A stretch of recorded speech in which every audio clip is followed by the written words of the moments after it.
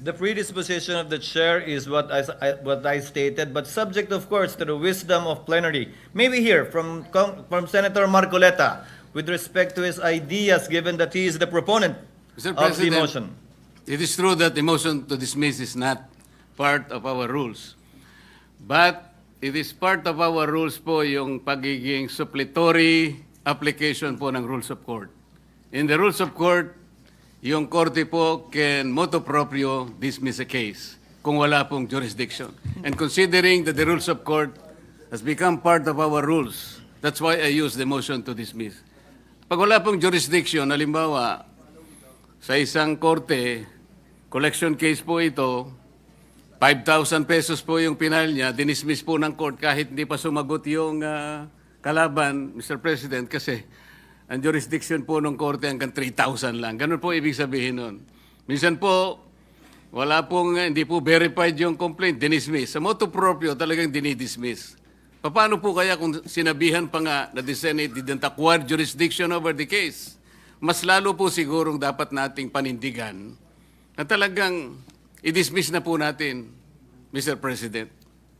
Senator Lacson is recognized. Again, I refer to our rules, Mr. President. Wala rin po ako makitang suppletory application sa rules of the Senate pagdating sa plenaryo. Pwede pong gamitin ito sa mga committee hearings, Sa impeachment. inquiry in aid of legislation. But we are not there. We're here in plenary. Maski po basahin natin na 100 beses ang ating rules of the Senate, wala pong suppletory application sa ating rules. Thank you, Mr. President. The point of Senator Lacson insofar as that is concerned is well taken. Senator Pangilinan. Just on the point of Is recognized. suppletory, the rules of court being suppletory. Mr. President, the rules that are suppletory presupposes that there are no rules of the Senate or the Senate impeachment court.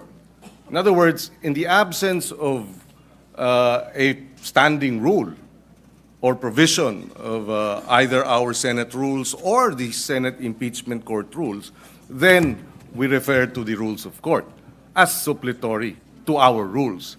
But in this case, the Senate impeachment court has a specific rule, resolution number 39. Upon presentation of the articles to the Senate shall specify the date and time for the consideration of such articles. Unless the Senate provides otherwise, it shall continue in session from day to day until final judgment shall be rendered, and so much longer as may in its judgment be necessary. In other words, as an impeachment court, of course, not as a Senate in plenary, but even that is now being debated because this representation believes the sole power to try and decide impeachment cases is the impeachment court and not the Senate in plenary.